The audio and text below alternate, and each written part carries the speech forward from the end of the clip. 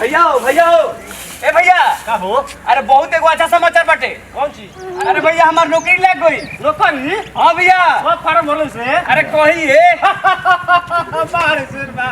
नौकरी लाग गई चल तब भाई से कह जा। चलो चलो जल्दी एकदम हिला देने को चारों एकदम। बताओ गेहूं काट के आई नी तेलहन काट के नी अब जाए के बाटे मशीन में दे गती समझ में नहीं के अपन का करे अकेला आदमी का करे बेटी पतो रहला घर में काम करत रहले एने काम होत रहे कोई का होता ना चली ऊपर प्रसाद सुकत भाईओ ए भाई अरे कार माई चिल्ला पहला से देखो सा अरे बड़ी बढ़िया समाचार बा को। अरे कौन बढ़िया अरे बहुत अच्छा समाचार बाटे।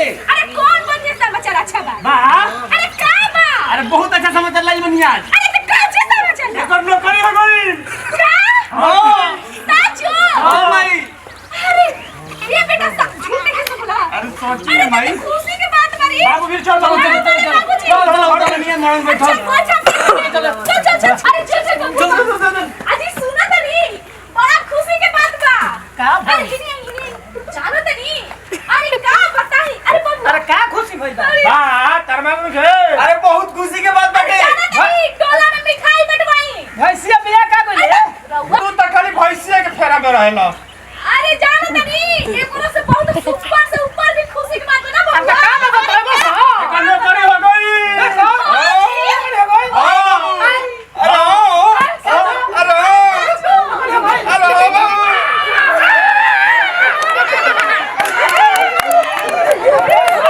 जाके लो अबे मिठाई किन के लिए आई अबे गांव में बांटी जाई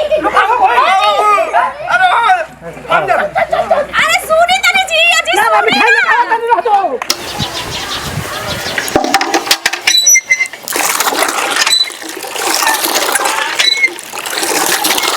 कहाँ जने कहाँ बान देखी हम खोजत हैरान भइल बनी यहाँ के पानी भरत तनी रउआ कुछ ना बुझाला जी। अरे पानी न पियावत रही भैंसियन के। अरे भैंसियन के छोड़ी अब बबुआ के जाएगा बकाले और वो तनिको बुझाता हैं।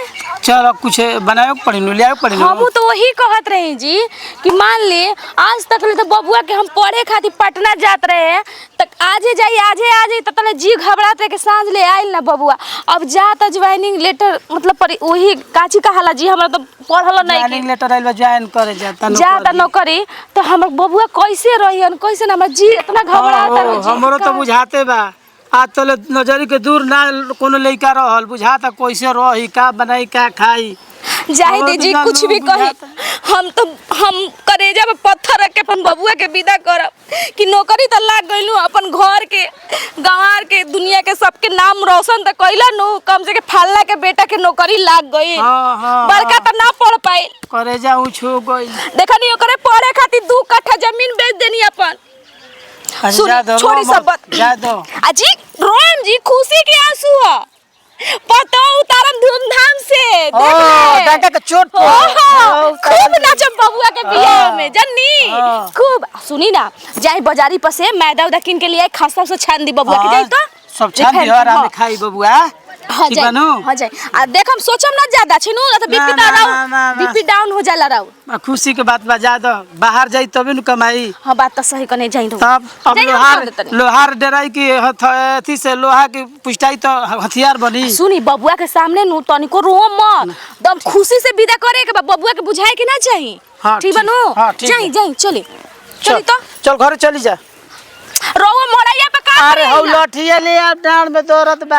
अरे जी राउर लाठी बिना तो चल ना होला ए सब माई कहत रे कि बूढ़ा ना जी जवान बनी बूढ़ कहबो त मारब लोल पर जवान बनी चली अरे हटा ना हाय पोछिए से मारेली। देखो जइह बाहर भीतर गोई नी त जेने तने नजर ना रखनी। ठीक बा 2 चीज बचा के रहबनु तो कहीं टिक जइब। अपना से बड़ के इज्जत करी ह।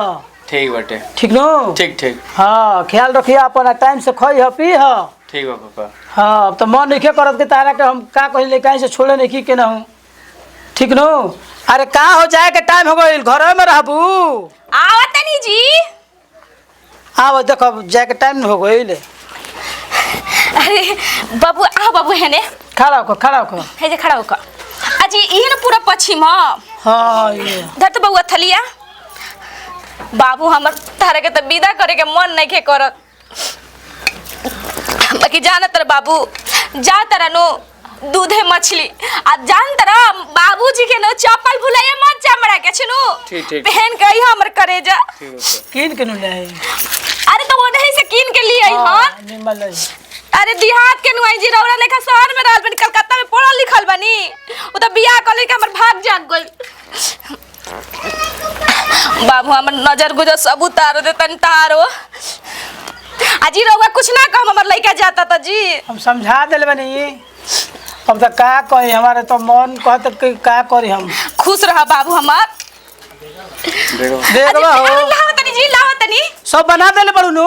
हां जी राह में के नाश्ता उस्ता सब दे देले बड़ू नु। हां जी सब हाय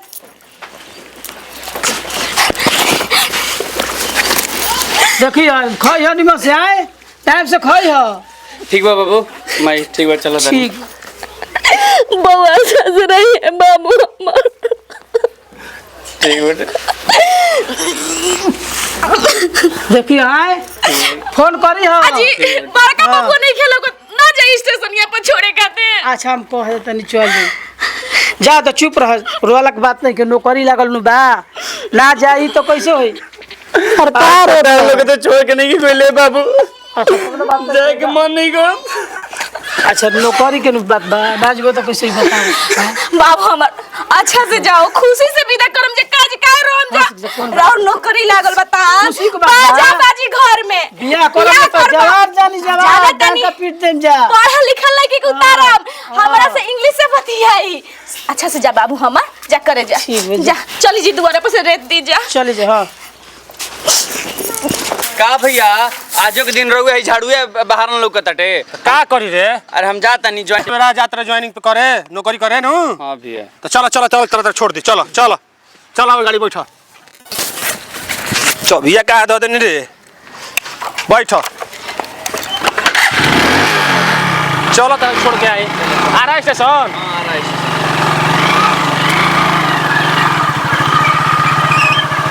बढ़िया से रही है आए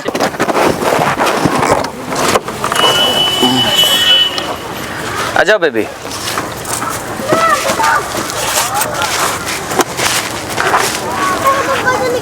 बेबी ये आपका गांव है? हाँ क्या हुआ। अब तो बोले थे कि मेरा घर ऐसा वैसा यहाँ पर हर जगह बस ये धूल धूल ये सब कैसा आपका घर है? अरे गांव में ऐसा ही होता है बेबी। अच्छा बेबी आपका घर वैसा ही है ना जैसा आपने बोला था? अरे बिल्कुल चलो पहले देखो बिल्कुल तो वैसा जैसा मैं सपना देखी हूँ पूरा एकदम देखने में ऐसा लगे कि मैं राजा के महल में आई हूँ। अरे एकदम पहले चलो तो अच्छा सही। बेबी, होगा क्यों नहीं, मैं अपने राजा की रानी होता राजा का महल जैसा तो मेरा ससुराल भी होगा ना। तब बिल्कुल चले? चलो चलो चलो चलो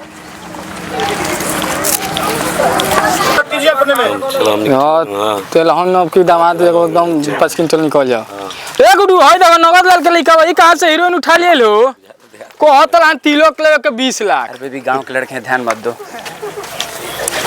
अजी सुना तनी रवा से कहिला बार-बार तो रवा सुनीला ना हमर बात दिने पे दिन बुढ़ा तनी नो तराव नो दिमाग भारी आवता हेने बनी हेने ताके ने है ने बनी। अरे कहतड़े बाबू तनको ना बुझाला हम दुआरिया पे कहले रे कि झड़ुआ लगा दी बबुआ आवता बाकी ना रवा एगो काम ले हम आई गोड़ में दर्द डंगल में दर्द करिला एक सुफई त फटक का देले पर कइले बारे हम दुआर बारम तई बोरवा दा के तोर दादा के दादा सी हम त हमर मौली घाट से दादा उठ के का आई हन आ एक दिन कहले कि सीन हां हमर दादा जो दादा मुहलो पे का घाट बदलत रहत हौ तो। अरे चुप रही जी बुहाल जतन दिने पर दिन रवा का कुछ लूर नहीं क्या बेला बा चल आज ये फटक देता नहीं अरे बाद में फटका या बेला बा चल कहां चल चल। अच्छा फटक ले चल हम बैठल बने अजी काहे जी जवानी में प्यार ना देखैनी अब बुढ़ापा में प्यार दिखाओ तनी ना। अरे लइका बा बेला बा कहता नहीं कि तोरा इसकी बिस्की मारत रहते हम इसकी बिस्की मारता नहीं जरूरी बा बैठा कोई अच्छा मान लिए हो भैया देखे त का कहन जी कि अपन मेहरारू के एक क्षण खातिर ना बुढ़वा छोड़ेला। आ दादा फटका तड़ते देखो तने हम तो उ लोग काहे बोली भाई। ए हमर देखी देवता जाके देखी महादेव के बेटा आइल कि ना बबुआ आइल रहा का कौन गाड़ी से आवत फोनवा पैनी हां बैठा देवेलिस जब देखता पार करत रहे ना आई बैठी हम जातन देखे जाए बैठी का है रोड पर हां आ गोइल आ गोइल बबुआ गइल अरे जी अरे मिठाई लिया अरे ये आ तो पानी गोइल अरे सब बात सुन ला अरे का बड़ा जी?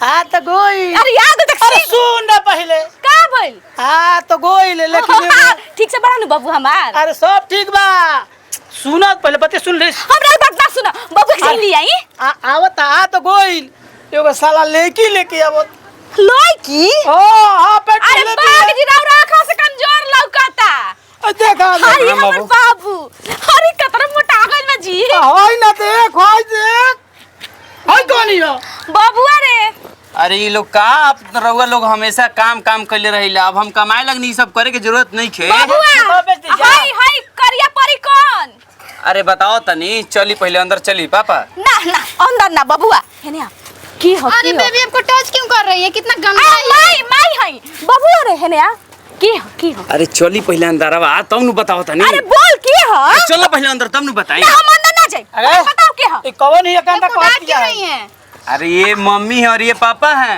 अरे बाप रे बाप अरे बाबी हो चुप लो